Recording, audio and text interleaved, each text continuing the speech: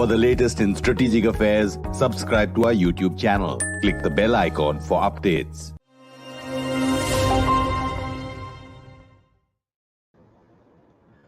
Hello and welcome to the Gist on Strat News Global.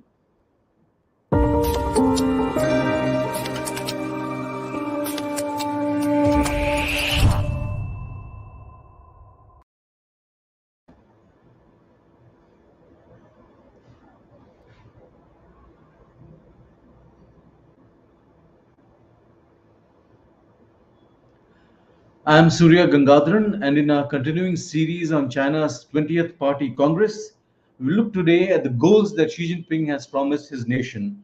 Some of those goals, of course, have been achieved. Let's go to the graphic that we have that we prepared for you, just to simplify it for our viewers. Xi has promised a moderately well-off society that was achieved last year. This means absolute poverty has been eliminated, with per capita incomes doubling to $10,000.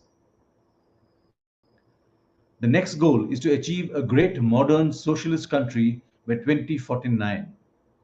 Also, rejuvenation of the Chinese nation, meaning recovering so-called lost territories such as Taiwan or even Arunachal Pradesh in India. So that's Xi Jinping's goals that he set for his country. And I'd like to introduce our guest for this evening, Atul Aneja. He's appeared on our shows before. He's the editor of India Narrative, a .com focusing on current affairs, foreign policy, and security. He was also, most interesting for me, he was the Beijing correspondent of the Hindu for many years. So he knows China like from the ground up. As a reporter, he's covered China. Atul, glad to have you. Thank you, Surya. Great to be at your show. Atul, China is now a moderately well-off society. That's a fact. That's cannot be questioned. This is what Xi Jinping has declared. I think they have largely achieved that goal, Surya, because when I was in China, I went to these tier 3 cities, remote areas. What has happened is that the infrastructure has been built all over. You've connected remote areas with bullet trains. I mean, it's a fact. And you have got fiber optic roads, everything. So you got the e-commerce thing going into rural areas as well. So as a result, you have made a huge dent on poverty. That's a big achievement, which you have to give it to the Chinese for having done so. Yet, having said that, there are pockets of not extreme poverty, but definitely poverty. And you can see it in various provinces. You see, when you move away from the coast, these are the areas. For example, Yunnan province, Kunming, around that area. There's a place called Ruili, which is on the border with Myanmar, which I happened to visit. That's incidentally where they have kept Paresh Barua. So, those are the areas which are also been affected by the drug menace coming from Myanmar. So you find Yunnan, parts of Yunnan quite poor. You have the other province, Guangxi province, further east, which is again one of the poorest in China. And then you have those cities or those provinces, the province being Liaoning province. You have Dalian as a coastal city, which is famous and which is sort of prosperous. But if you go to the capital of Liaoning, which is Shenyang, that is the place where the Soviets had invested a lot. You have a MiG plant over there. You have heavy industry, highly polluting industries. Now, those need heavy revival now. They're not modern industries. So that's a rust belt of China, where again you find poverty. And they're trying to sort of modernize it, but the experiment has not been completed as yet. You're trying to get foreign capital in it. You're trying to get some tourism into it. But frankly, that's another area in Liaoning, which I found will take a lot of structural change. And then there's a province called Jilin, very close to the North Korean border, close to the Yalu River. I happen to be there. Again, old Soviet-style structured buildings. It doesn't look modern. Even the signage, if you've been to Beijing, you'll see that signage is mostly in Mandarin and in English. But when you go to Jilin province, it's all Chinese. It really looks like the 70s and the 80s, frankly. So those are areas where you haven't really succeeded fully. But overall, I think extreme poverty is gone, but there are several pockets of poverty. The other problem which has come, Surya, is the inequalities. So you'll see a Shanghai, which can be any developed capital in the world, and then you will have smaller cities, and the gap is extreme. Even in city like Beijing, you can see the inequality. So you have this high rises and steel and glass, and then you have pockets of poverty and in areas where tourists usually do not go. So that's the other problem. But when you coming to your original question of extreme poverty, I think that's largely been achieved. What about places like Tibet or even Xinjiang? You see, Tibet, lot of infrastructure development. We know it in India. You know Yeah. how it is. I've made two visits to Tibet. So the roads and the railways have come in big way, and they have spent a lot on social infrastructure, on health, on schools. The whole idea is to co-opt the Tibetans as much as they can through economic development, which has been quite focused over there. There's no heavy industry out there because of the terrain and other reasons, and also geographically, it's remote. But tourism is a big draw over there. Then local industry like walnuts and Yeah. local cottage industries, for example, handicrafts, tankha paintings. These are the kind of things which are there in Tibet. And frankly, Lhasa doesn't look poor by any standards. Uh, though relatively to, it's not a Shanghai kind of a place, but it's you see all solid structures, you see good roads, good lighting on the streets, markets. It doesn't, and plenty of hotels, Surya, for because that's one of the things which was in the development model. Tourism is a big thing when it comes to Tibet's development. And Xinjiang? Difficult to say, very remote, because you have, the Xinjiang, Gansu. These are the two provinces adjoining, and that's one is around the Gobi Desert. Then you have the Taklamakan Desert. There are problems definitely in Xinjiang. One is the terrain is such that you can't have too much. You have to go around the oasis around this. So that's why it's strategically important. But I think development has not been there in Xinjiang and in Gansu. These are again two very poor provinces. They have linked to parts of it, like Urumqi is linked by bullet train now. And also along with that, there's another province called Inner Mongolia. These are dodgy. I mean, there's a lot which needs to be done over there to sort of mainstream them with the rest of China, and that explains partly why there is so much of unrest. One of the reasons, driving forces for that is the economy, frankly, and apart from historical reasons like ethnicity, religion, and they not being Han Chinese. So those all feed into a situation which makes the area quite unstable. And the Chinese are desperate to stabilize Xinjiang, Surya, because the Yeah. Belt and Road is passing through that. Your oil pipelines, which are coming from Yeah. Central Asia, heading to Shanghai, all pass through Xinjiang. So it's a strategically very important, but huge problems again when you come to that area. And the instability part is palpable in parts of Xinjiang. So, in the current economic situation where you have lockdowns on the one side and you have major decoupling that the US has announced, perhaps it could even spread to Europe, and some amount of that has happened with Europe. How would you, I mean, given that the party Congress is on, is this something which would come up in the course of those deliberations? Well, see, there is an open part of the party congress. When you have the plenaries, and journalists are allowed to come over there. When Xi Jinping will have his work report, giving the Yeah. sort of a report card of the last 5 years and his future plans. The election of the 7 members of the standing committee, which is the core leadership, all that is in the open. A lot of it happens behind closed doors, Surya. And I'm sure that these are big concerns because there are factions inside the party. There is no denying that. You can see broadly, I can see 3 which are there. One is, of course, the old, or let's say, neo Maoists. You had this Boshilai character who was behind bars. He was Yeah. the mayor of Chongqing, Something. and earlier of Dalian. So these are neo Maoists, and you settle them with Boshilai on, and there's been massive purges. So that's one faction which wants you to take you into more of your ideological way of thinking. Then there's a faction coming from Deng Xiaoping, and who are the pragmatists. The rise of China actually begins with Deng Xiaoping, with the reform starting in 1979.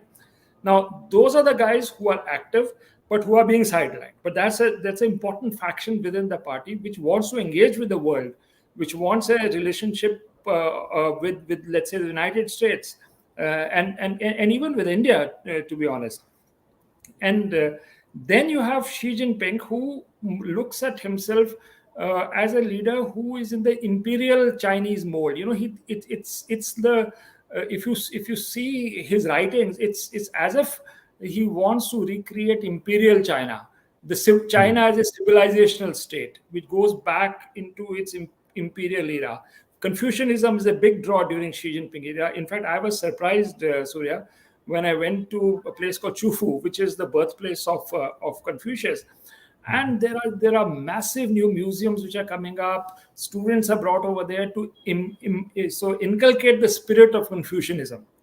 That's again imperial past. So Xi Jinping is a different category. He has taken the market principles from capitalism, a smattering of socialism, and imperial China. It's a hybrid kind of a leader which sort of integrates all these strands. But frankly, the bottom line for Xi Jinping is his throwback, and his model is a revival of China as a civilizational state in the imperial halo, to put it that way. So these are, and he has his own followers which have come in. So these are the three broad sort of lines, often conflicting within the party. And I'm sure when the party deliberates internally, these kind of fracturing would be definitely visible. Now, where will it finally settle down? It will settle down in favor of Xi Jinping, but that does not mean that there is a solid opposition to the way, especially we talked about the COVID situation. It has broken Chinese supply chains big time of this draconian kind of lockdowns which took place.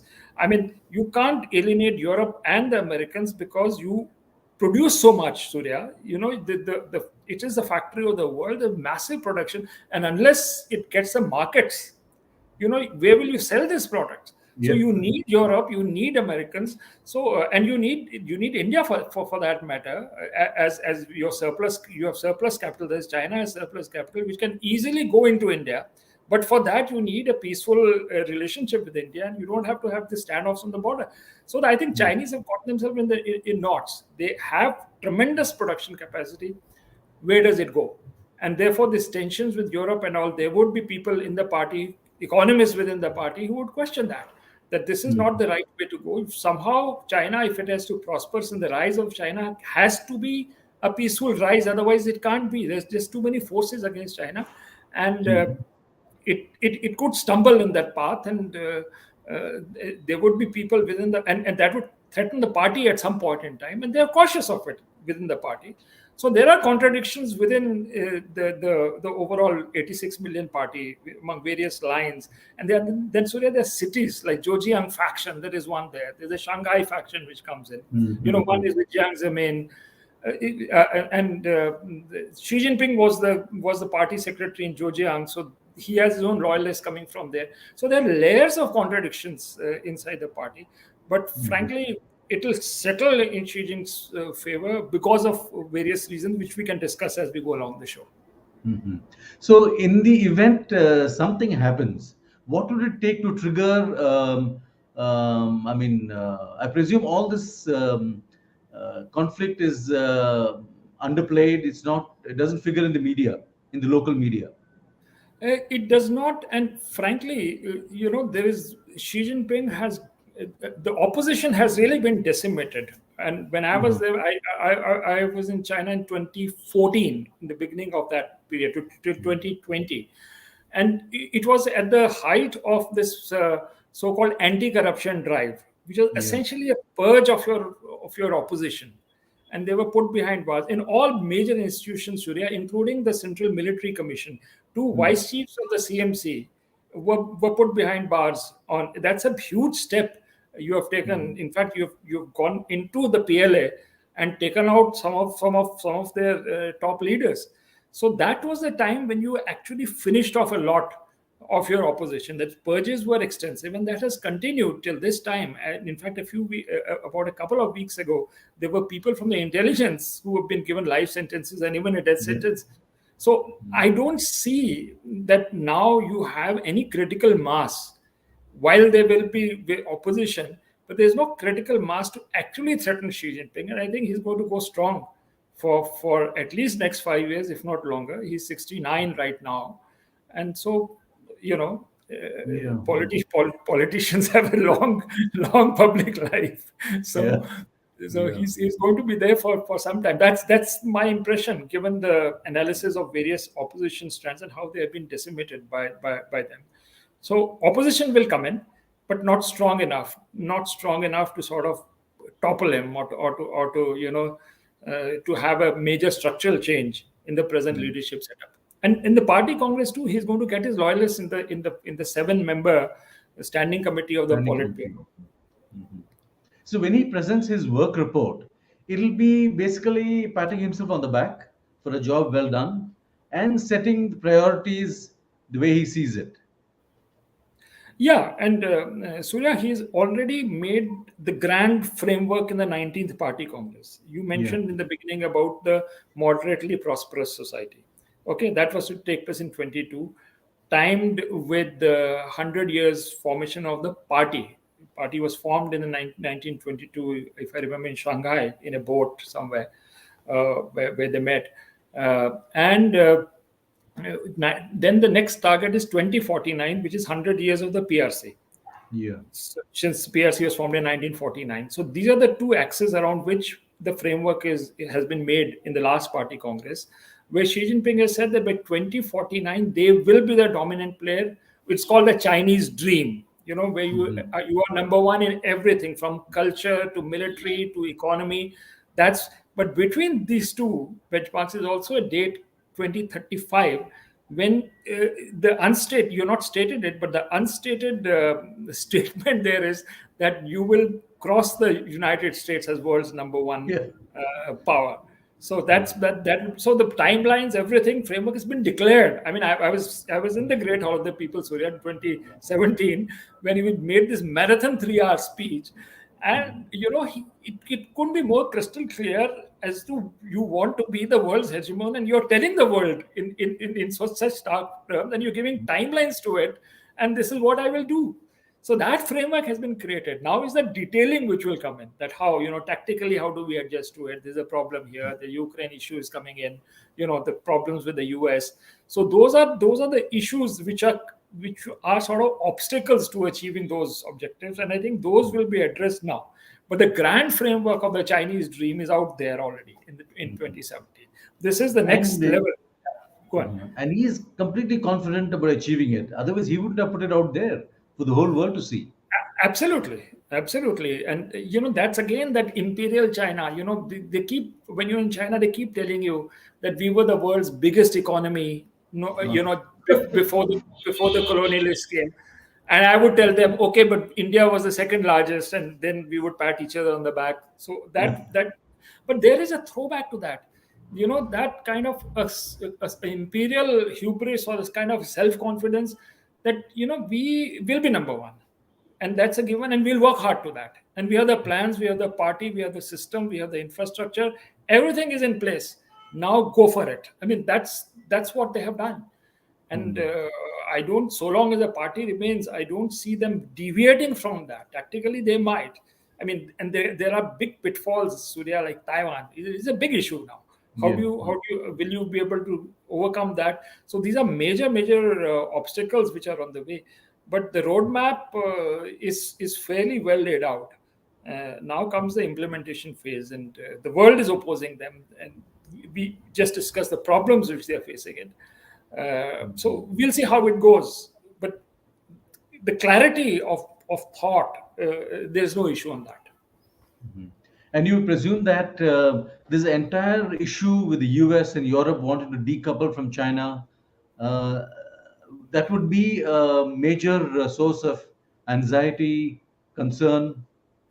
Of course, it would be a source of anxiety because you have to redo your whole model, which was built on export-led growth. Yeah. So now you have a domestic market, but high-end products, how much will the domestic market consume? Because your production is massive.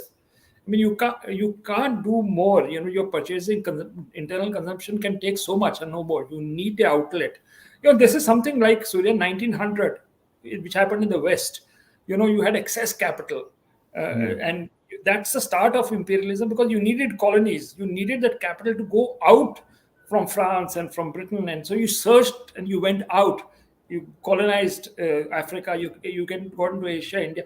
I see a similar moment coming in China. You have a surplus capital now. It needs an outlet. It can't stay. So how do you do it?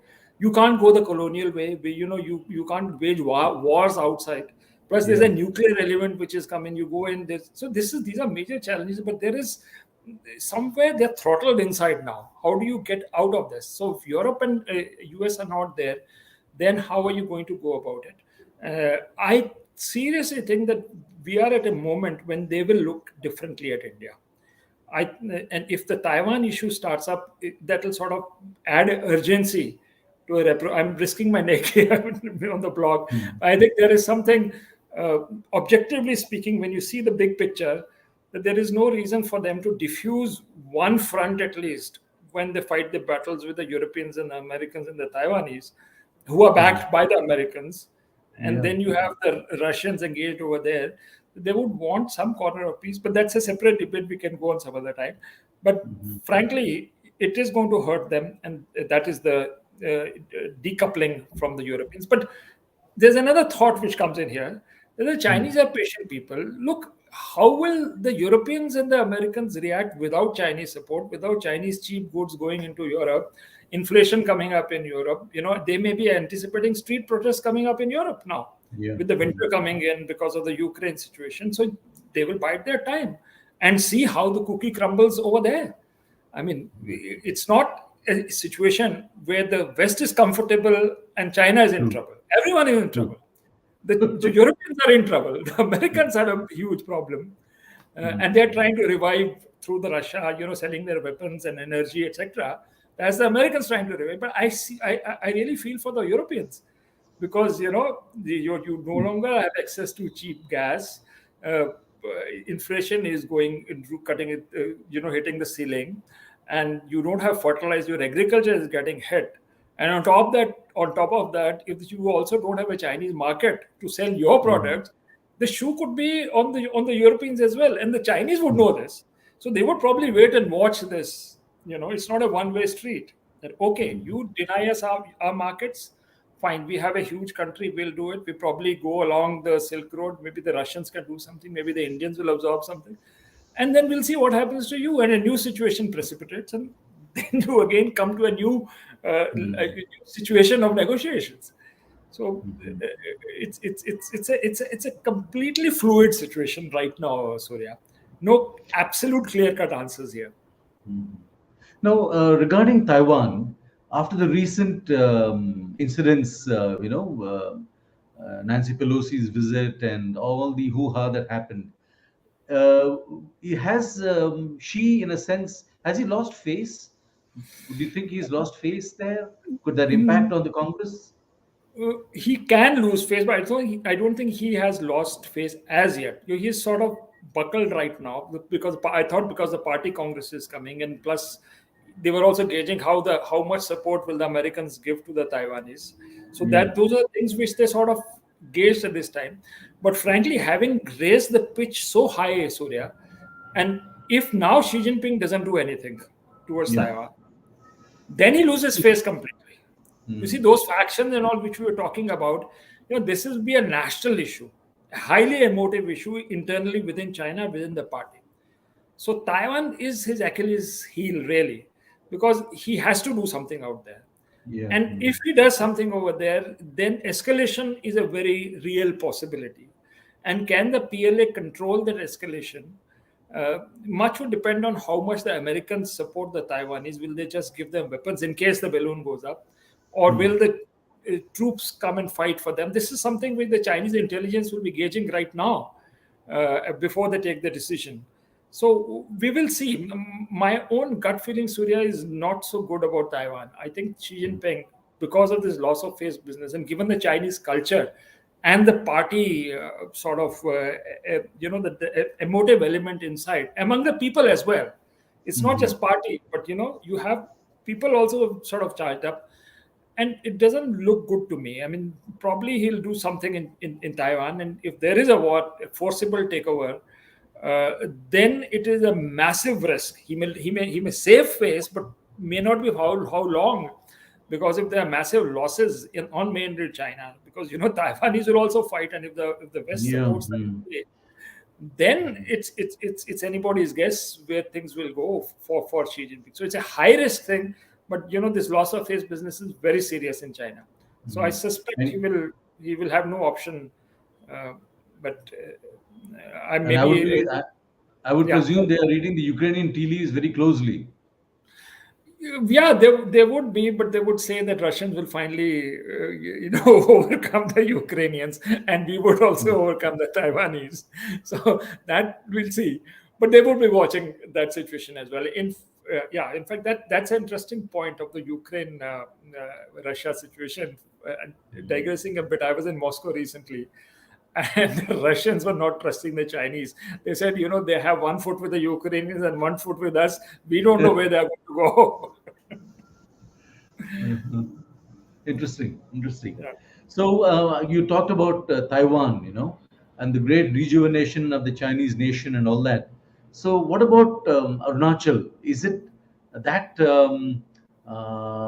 desperate or urgent an issue for them, or No, Taiwan in that sense is far higher? Taiwan is far higher. Taiwan is their people. There is so much of history behind Taiwan. The whole Long March process, the fight with Chiang Kai-shek. I mean, it's a massive kind of a thing with that, and Yeah. there is no comparison. I don't think Arunachal will come. If you look at the big picture, will be on the radar. Especially because India showed its deterrent. This was very, very important for us to what we did in Ladakh and Arunachal, Yeah. putting T-90 tags, and taking over the Kailash range. Very, very essential, because there's a message which the Chinese would not miss out over there. And so there is a deterrent from Indian side. So I don't think, and especially when Taiwan is on the radar, they don't want to open another front in Arunachal or on the Indian border.